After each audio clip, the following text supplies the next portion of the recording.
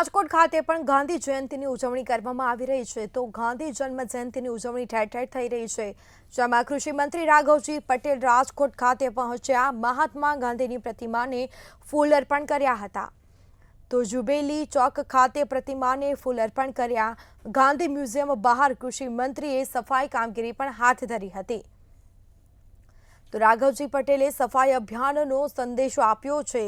Bogus બિયારણ મામલે પણ રાઘવજી પટેલે નિવેદન આપ્યું હતું તો રાજકોટ ખાતે પણ ગાંધી જયંતિની ઉજવણી કરવામાં આવી છે કૃષિ મંત્રી રાઘવજી પટેલ રાજકોટ ખાતે પહોંચ્યા જેમાં મહાત્મા ગાંધીની પ્રતિમાને ફૂલ અર્પણ કર્યા હતા તો ગાંધી મ્યુઝિયમ બહાર કૃષિ મંત્રીએ સફાઈ કામગીરી પણ હાથ ધરી હતી અનેક લોકો જોડાયા હતા કૃષિ મંત્રી રાઘવજી પટેલ રાજકોટ ખાતે પહોંચ્યા મહાત્મા ગાંધીની પ્રતિમાને ફૂલ અર્પણ કર્યા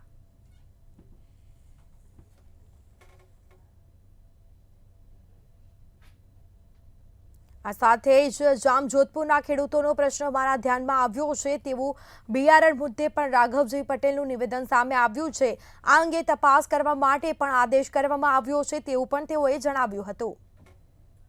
મારી પાસે હકીકત આવી છે અને મેં તપાસ સોંપી છે તપાસ કરી અને યોગ્ય પગલાં લેશે કાર્યવાહી વર્ષોથી આ પ્રકારે નામ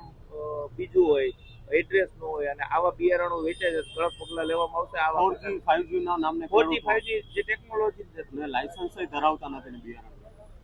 આવી જ્યારે હકીકતો સરકારશ્રીના ધ્યાનમાં આવે છે ત્યારે સરકારશ્રી તાત્કાલિક પગલાં લઈને કાયદા નિયમ અનુસાર કાર્યવાહી કરાવે છે।